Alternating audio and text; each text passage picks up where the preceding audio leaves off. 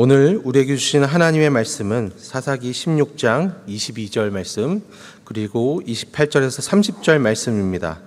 구약성경 390면에 있습니다. 제가 봉독하겠습니다. 그의 머리털이 밀린 후에 다시 자라기 시작하니라. 삼손이 여호와께 부르짖어 이르되 주 여호와여 구하옵나니 나를 생각하옵소서. 하나님이여 구하옵나니 이번만 나를 강하게 하사 나의 두 눈을 뺀 블레셋 사람에게 원수를 단번에 갚게 하옵소서 하고, 삼손이 집을 버틴 두 기둥 가운데 하나는 왼손으로 하나는 오른손으로 껴 의지하고, 삼손이 이르되 블레셋 사람과 함께 죽기를 원하노라 하고 힘을 다하여 몸을 굽히매 그 집이 곧 무너져 그 안에 있는 모든 방백들과 온 백성에게 덮이니 삼손이 죽을 때에 죽인 자가 살았을 때에 죽인 자보다 더욱 많았더라. 아멘. 여러분, 사람은 누구나 완벽하지 못합니다. 그래서 실수가 많아요. 우리 중에 나는 실수가 없다, 나는 완벽하다, 이렇게 말할 수 있는 사람은 아무도 없어요. 말하는데도 실수가 많아요. 또 행동하는데도 실수가 많아요. 저는 이제 목회자이다 보니까 아무래도 말을 많이 하게 되는데 종종 그런 후회, 또 반성을 해요. 아이고, 내가 왜 그 말을 했을까? 안 해야 할 말을 하고, 또 꼭 해야 될 말이 있는데 어떤 때는 아이고 꼭 그 말을 해줬어야 되는데 왜 안 했을까? 이런 후회, 또 이런 반성을 합니다. 야고보서 3장 2절을 보면 그래서 이렇게 말해요. 만일에 말에 실수가 없는 자라면 그 사람은 완전한 사람이라. 완전한 사람이라. 그만큼 우리 누구나 다 말에도 그렇고 행동에도 그렇고 실수하기 마련이다, 이런 뜻이죠. 여러분, 사람은 그저 사람일 뿐입니다. 모두가 다 연약해요. 안 그런 것처럼 보이는 사람이 있습니다. 정도의 차이가 좀 있을지 몰라도 이런 관점에서 보면 다 50보 100보예요. 다 연약해요.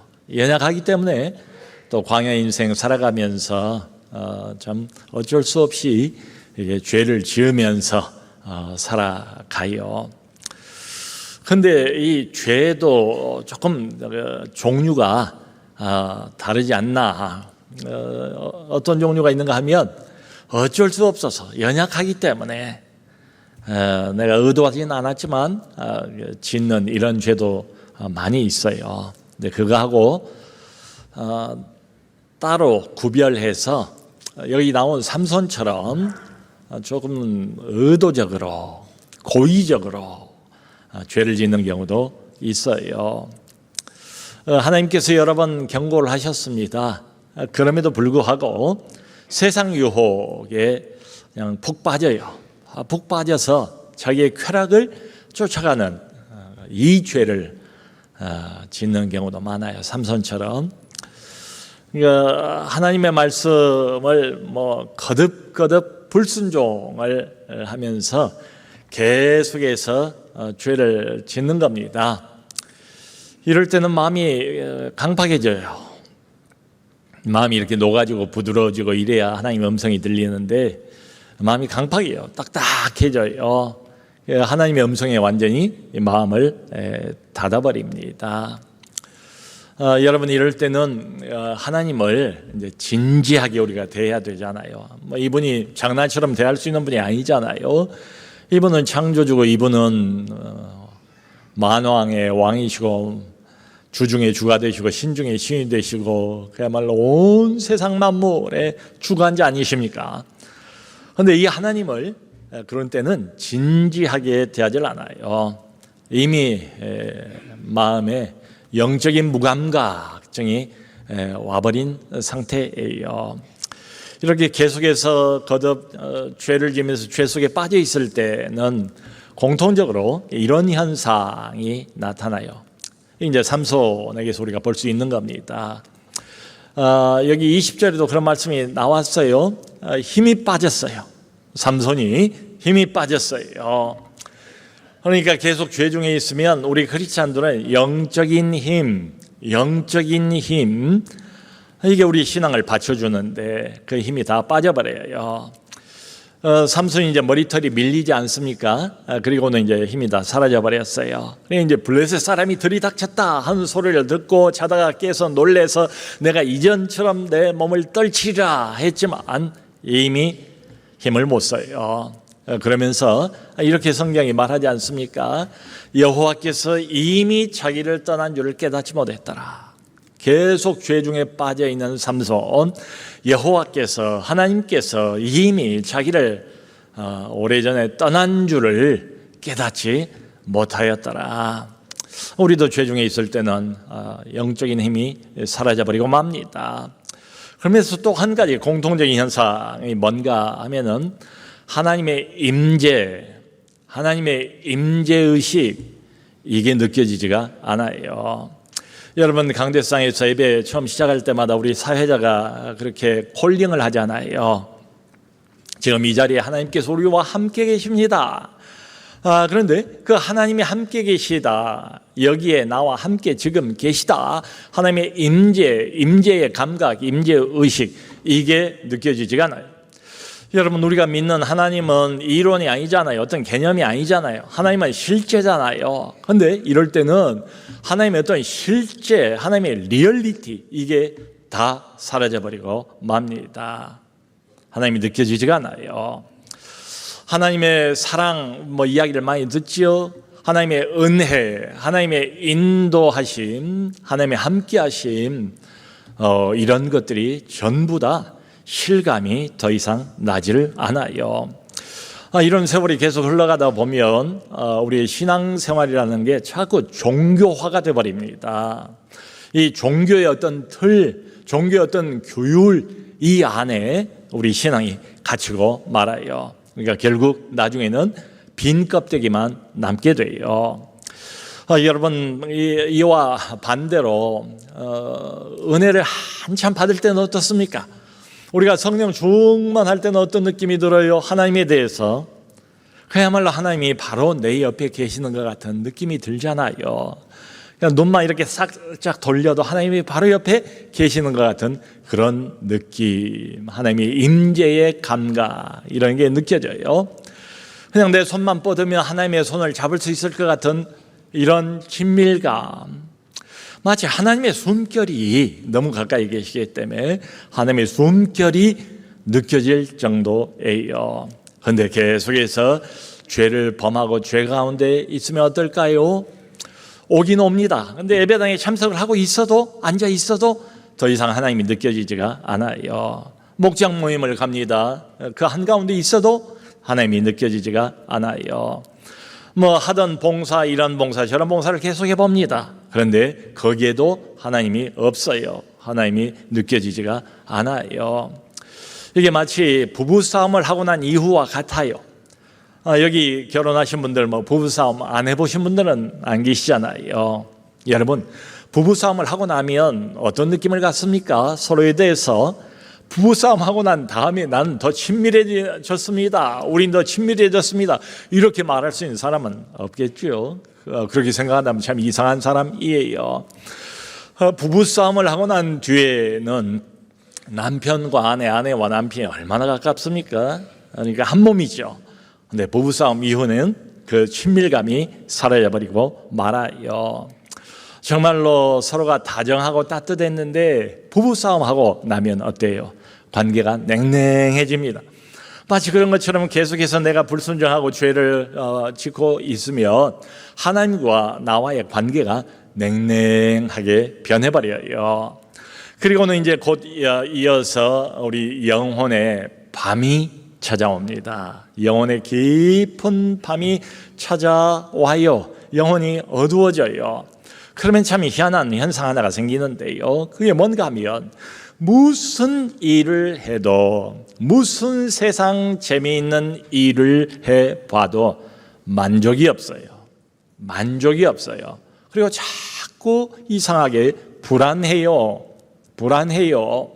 그러니까 마치 예수님 믿기 전 상태로 돌아가는 것 같은 이런 느낌을 가져요. 여러분, 지옥이 따로 없습니다.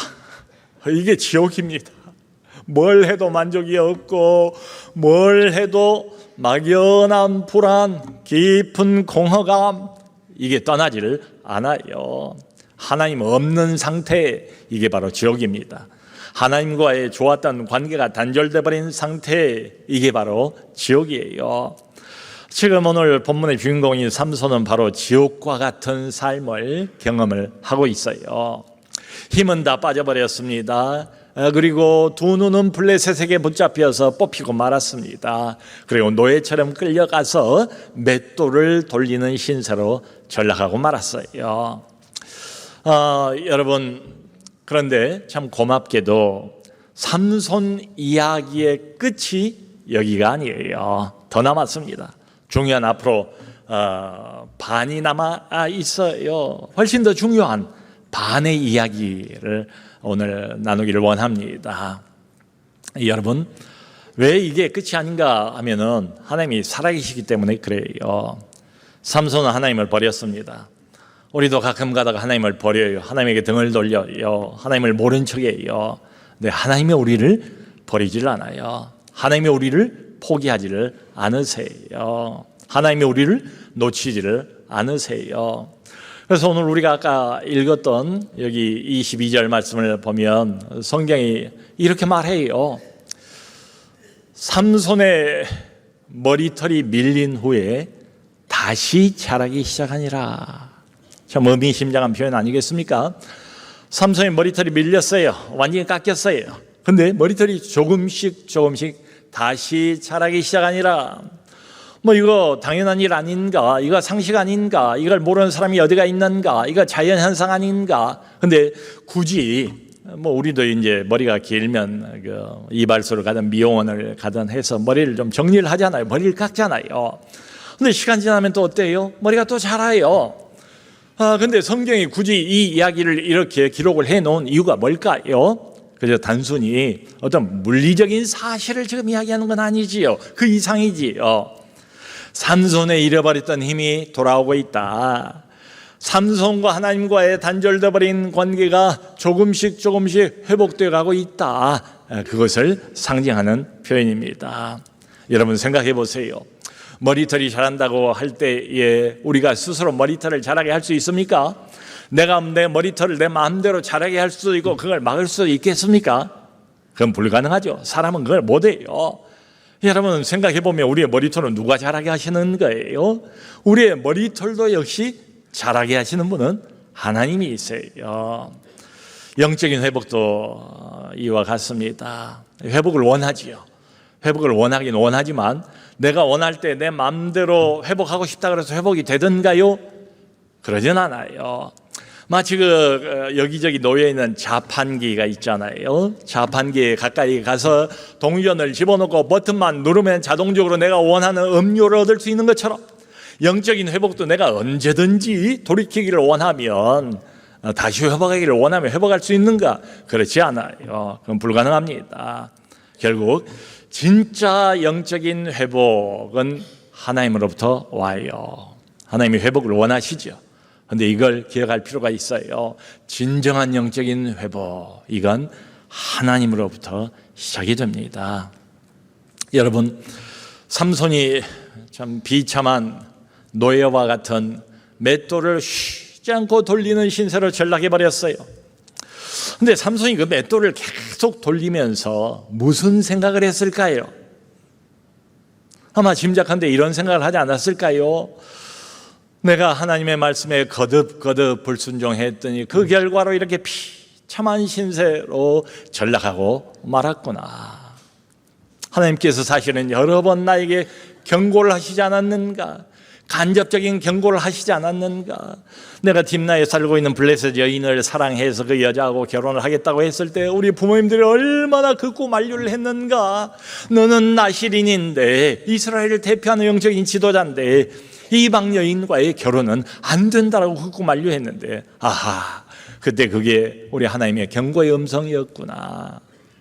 그리고 내가 명색이 그래도 이스라엘의 영적 지도자요 거룩한 나실인데도 불구하고 가사에 있는 장기집에 놀러 갔던 것, 이것도 얼마나 지나고 나서 생각해 보니 큰 실수였는가. 내가 정말 잘못했구나.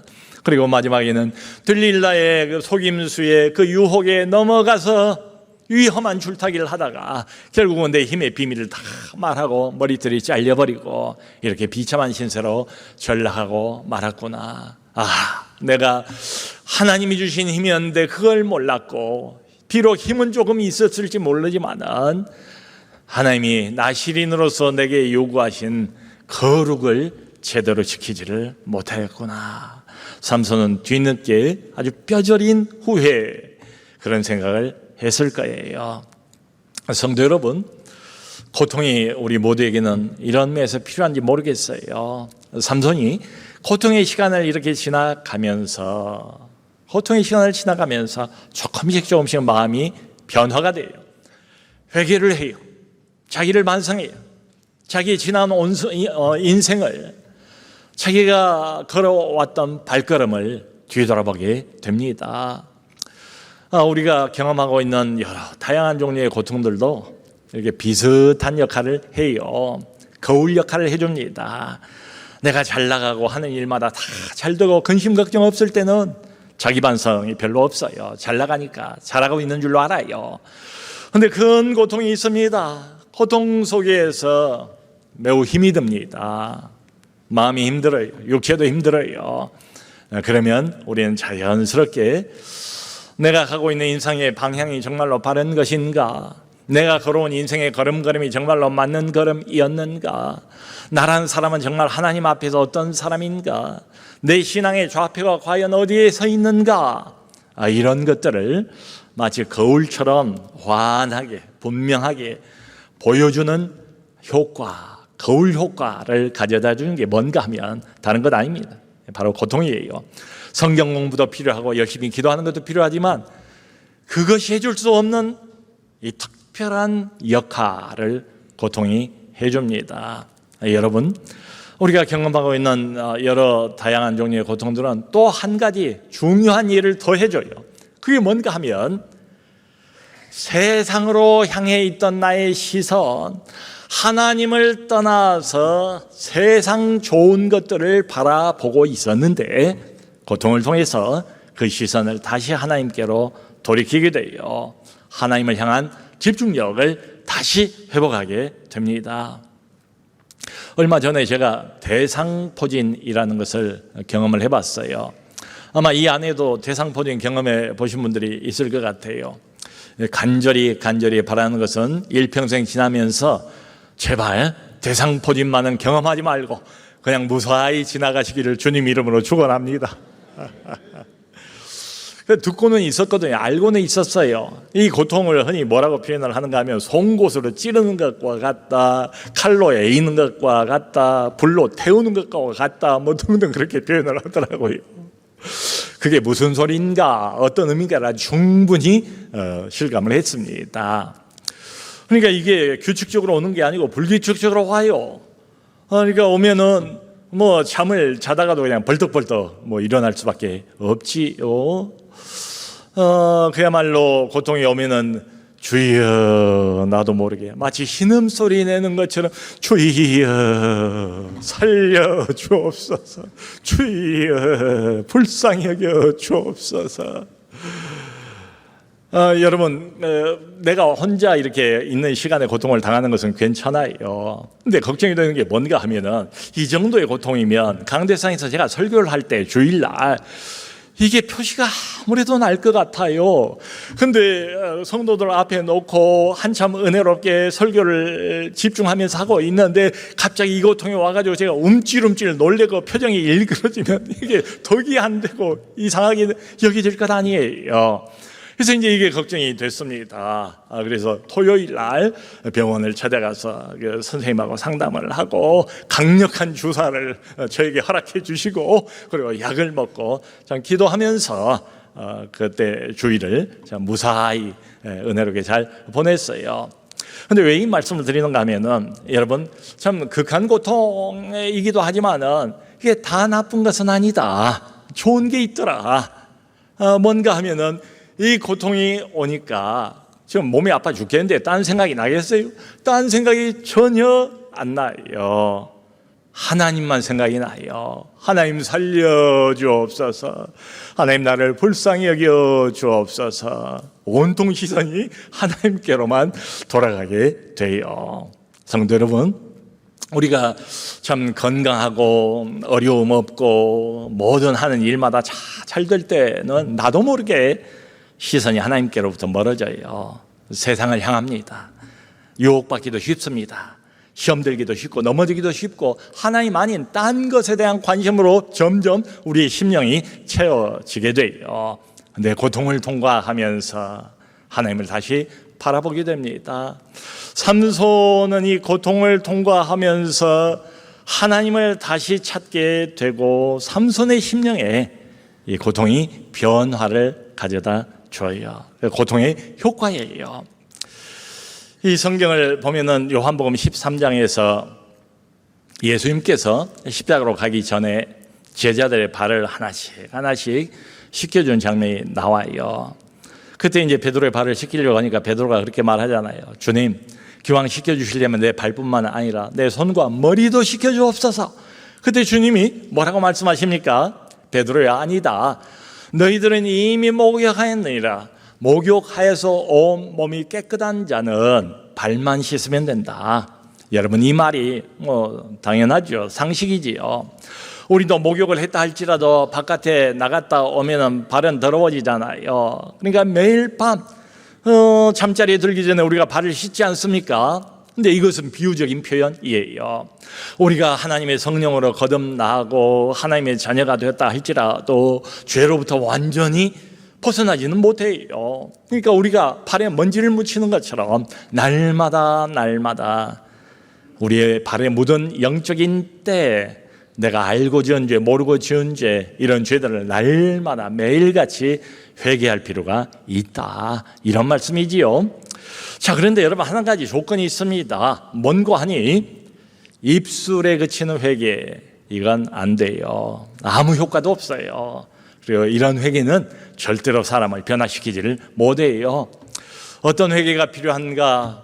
심령을 찢고 하나님 앞에 나오는 회개, 심령을 담아서 전심으로 하나님께로 돌이키는 회개, 이게 필요해요. 그래서 회개도 하나님의 은혜가 있어야 된다, 이런 말을 하잖아요. 회개도 하나님의 빛이, 하늘의 빛이, 성령의 빛이 우리의 마음을 열고 그 빛이 우리 마음 깊이 들어와야 진정한 회개가 가능해요.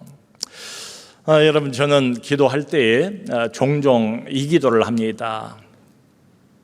나 자신을 위해서 먼저 기도하고, 그리고 또 우리 남서울 은혜 교회를 위해서도 이 기도를 하고요. 특별히 우리 교회 중직자들을 위해서도 이 기도를 빠지지 않고 해요. 또 우리 한국 교회를 생각하면서도 이 기도를 해요. 뭔가 하면은 하나님이여, 우리 모두가 다 먼저 기도 자리로 돌아가게 하여 주옵소서. 하나님이여, 우리가 먼저 회개의 자리로 돌아가게 하여 주옵소서라는 기도를 해요. 여러분, 왠가 하면은 우리가 개혁을 이야기를 많이 하고 영적인 갱신을 이야기를 많이 하고 우리 한국 교회의 상태를 보면서 초대교회로 돌아가자, 이런 말을 많이 하잖아요. 근데 진정한 개혁, 진정한 영적인 갱신은 다 똑같아요. 그 출발점이 똑같아요. 성경을 봐도 그렇고 교회 역사를 봐도 틀림없어요. 다 동일해요. 모든 진정한 개혁, 그리고 영적 갱신의 진정한 출발점은 다 회개 자리입니다. 회개하는 자리입니다. 여기가 출발점이에요. 여러분, 구약성경 사무엘상 7장을 보면 그 유명한 미스바 구국기도회가 나옵니다. 사무엘 선지자가 온 백성을 다 미스바로 모이라고 해요. 이른바 나라가 큰 위기에 처해 있을 때에 미스바에 모여서 구국기도회를 열자, 미스바 구국기도회입니다. 그때 삼손이 모든 백성들을 향하여 이렇게 외칩니다. 우선 모든 이방 우상들을 버리고 전심으로 여호와께로 돌아오라. 그리고 오직 여호와만 섬기라 라고 촉구를 해요. 그러자 백성들이 다 거기에 화답을 합니다. 예, 우리가 그렇게 하겠습니다 하면서 그날 온종일 하루 왼종일 모든 백성이 다 금식을 합니다. 그러면서 자복하고 회개합니다. 이렇게 말해요. 우리가 여호와께 범죄하였나이다. 우리가 여호와께 범죄하였나이다. 여러분, 그리고 그 이후로 나라가 완전히 새로워집니다. 그 유명한 느헤미야 개혁시대도 마찬가지입니다. 이스라엘이 포로에서 다시 돌아온 지가 90년이 지났어요. 근데 90년이 지났지만 예루살렘에 성벽이 있어요. 성이 있고 성을 둘러싸고 있는 성벽이 있는데 90년 동안 예루살렘 성벽에 무너진 그 벽을 다시 중건을 하지를 못했어요. 무너져 있는 그대로예요. 근데 느헤미야가 유대 총독으로 다시 유대 땅으로 돌아옵니다. 돌아오고 난 뒤에 불과 52일이에요. 2달도 못 걸려요. 90년 동안 하지 못했던 일을 느헤미야가 하나님의 도우심을 힘입어서 52일 만에 성벽을 다시 재건을 합니다. 그리고는 모든 백성이 예루살렘 성 수문 옆 광장, 커다란 광장에 다 모여요. 그래서 그날 성회를 갖습니다. 새벽부터 정오까지 백성들이 집회를 여는데 학사 에스라가 그 가운데서 하나님의 율법책을 들고 섭니다. 그리고 이 에스라가 모든 백성에게 하나님의 말씀을 직접 큰 목소리로 낭독해서 들려주는 장면이 나와요. 아침 새벽부터 정오까지 남녀노소가 하나님의 그 말씀을 들으면서 펑펑 눈에서 눈물을 흘립니다. 자복합니다. 회개합니다. 그리고는 공동체 전체가 완전히 새로워져 버립니다. 여러분, 이런 일은 과거 오래 전에만 있었던 게 전혀 아닙니다. 우리가 잘 알고 있는 평양 대붕운동이 1907년도인데요. 그 이전에 원산 대붕운동이 먼저 있었어요. 그게 1903년입니다. 원산 대붕운동의 주역은 토마스 하디 선교사예요. 이 사람은 카나다 사람입니다. 의사예요. 의료 선교차 온 거예요. 평양에서 몇 년을 수고하고 있었는데 열매가 없어요. 스스로도 영적인 무기력에 빠져 있었어요. 그런데 하나님의 은혜 가운데서 원산 집회의 주강사로 토마스 하디가 나서게 된 거예요. 이 하디는 자기의 그 사역에 열매가 없는 것을, 야, 이건 한국 사람들 마음이 너무 완고하기 때문이야. 마치 이스라엘 백성들처럼 목이 뻣뻣한 백성, 그게 한국민이야 라고 핑계를 댔어요. 그런데 그 원산 집회에서 주강사로 나섰을 때 하나님의 성령의 감동이 임합니다. 하디가 입을 열어서 진솔하게 자기 고백을 하는 거예요. 여러분, 내 선교 사역에 아무 열매도 없는 것은 결단코 한국인들 탓이 아닙니다. 그것은 바로 내 교만과 내 불신앙 탓입니다. 나는 입으로는 한국 사람들을 사랑한다고 말은 했지만 속으로는 한국인들을 멸시해 왔습니다. 나는 기도하지 않는 선교사입니다. 나는 겸손하지 못한 선교사입니다. 나는 내 힘만으로 선교하려고 했던 그런 사람입니다 하면서 솔직하게 하나님 앞에서 그리고 대중들 앞에서 공개적으로 자기의 죄를 자백을 합니다. 고백을 합니다. 이 이야기를 듣고 거기에 참여하고 있던 모든 서양 선교사님들 위에 하늘의 성령이 떨어졌습니다. 성령의 회개의 영이 부어졌습니다. 그리고는 그 집회 전체가 선교사들은 선교사대로 울며 하나님 앞에 동의하며 자복하고 한국 교인들은 한국 교인들대로 울며 하나님 앞에 자복하는 대회개 운동이 벌어지게 됐어요. 그게 원산 대붕운동의 시발점입니다. 그리고 이 분위기가 몇 년 뒤에 1907년 평양 대붕운동으로까지 연결이 된 거예요. 여러분, 평양 대붕운동의 주역은 단연코 장대현 교회 길선주 장로였습니다. 어느 날 은혜가 없는 그 집회의 날 밤에 이 길선주 장로가 회중 앞에 나와서 그렇게 고백을 합니다. 여러분, 오늘 밤에 하늘문이 막히고 은혜가 전혀 임하지 않는 것은 바로 여기 서 있는 나 길선주 장로 때문입니다. 나는 아간과 같은 사람입니다. 바로 작년도에 친구가 나에게 맡긴 그 돈을 가족에게 전하지를 않고 내가 갈취를 사람입니다. 이놈이 죄인입니다. 이놈이 죄인입니다. 길선주 장로가 그렇게 대중 앞에서 공개적으로 회개하면서 자복을 했을 때 바로 그 순간 하늘문이 열리고 하나님의 큰 감동이 소낙비처럼 그 회중을 휩쓸어 갑니다. 그리고는 성령의 불꽃이 폭발하는 것처럼 일어나게 됩니다. 그게 평양 대부흥 운동이에요. 나라 전체가 새로워집니다. 교회 전체가 새로워집니다. 이 민족의 소망이 없을 일지하에 있던 그때에 민족이 소망의 횃불을 붙들게 돼요. 여러분, 이 평양 대부흥 운동의 정신을 이어받은 그야말로 대규모 부흥 집회, 회개 집회가 1974년도에 유명한 엑스폴로 74예요. 저는 고등학교 1학년인데 무슨 마음이 들었는지 한 여름인데 방학 때 기차를 타고 친구하고 둘이 올라와서 그 여의도 광장에 참여를 했습니다. 6일 동안 집회가 벌어졌는데 여의도에 그때는 아무것도 없었어요. 연인원 600만, 한 번 많이 모일 때마다 100만 이상이 모였습니다. 그때 조직위원장이던 김준곤 목사님께서 그런 기치를 내세웠죠. 한국을 복음으로 세계를 그리스도께. 근데 김준곤 목사님께서 늘 강조했던 이게 뭔가 하면은 여러분 우리가 명심할 건 이겁니다. 진정한 회개 없이 진정한 부흥은 없습니다. 그러므로 여기 우리가 모였을 때 먼저 우리의 개인의 죄를 회개합니다. 우리 교회의 죄를 회개합니다. 우리 민족의 죄를 회개합니다. 지금도 기억합니다. 앞에 나와 있는 사회자가 우리 모두 하늘의 하나님을 향하여 마음을 찢고 부르짖으며 회개합시다, 기도합시다. 100만이 넘는 성도가 그 여의도 가득 메워진 광장에서 하늘을 향하여 기도를 하는데 회개의 기도 소리가 얼마나 큰지 마치 하늘이 뻥 뚫리고 장대비가 우두두두두두 쏟아지는 것처럼, 마치 하늘에서 커다란 우레소리가 나는 것처럼 우르르르르, 그런 회개의 목소리. 그리고는 이 민족이 희망을 얻었습니다. 한참 분단의 체제와 유신 체제로 어려운 그때에 민족이 소망의 불을 다시 한번 지피게 되었어요. 그리고는 1000만 성도로 도약하는 계기가 되었습니다. 여러분, 사방이 꽉 막혀 있고 깊은 암흑 속에 있는 것처럼 보일 때에도 우리가 할 것은 다른 것 없습니다. 기도 자리로 돌아가는 겁니다. 특별히 진정한 회개, 마음을 찢는 회개, 상한 마음으로 하나님 앞으로 다시 돌아오는 회개, 우리의 세상을 향한 시선들을 붙잡아서 다시 하나님을 바라보는 이 회개가 절대적으로 필요해요. 여러분, 오늘 성경을 보면은 이 다곤 신을 블레셋 사람들은 섬겨요.